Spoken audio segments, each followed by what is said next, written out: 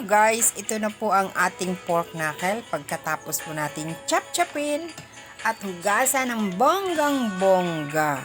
So ito na po atin na pong pinakukulaan. Blanch lang po to for 5 minutes. Meron po siyang ginger tsaka spring onion para naman maalis yung amoy-amoy, diba? So pagkatapos natin yan pakulugan, huhugasan na naman po natin sa running water. So, ganyan po guys. So, after that, pwede na po at handa na po yan lutuin sa kung anong gusto natin. Pwede nating nilaga, pwede nating gawing humba, diba? Kahit anong luto, pwede nyong gawin sa ganyan. Ready na po yan. Nakikita nyo, malinis na malinis po.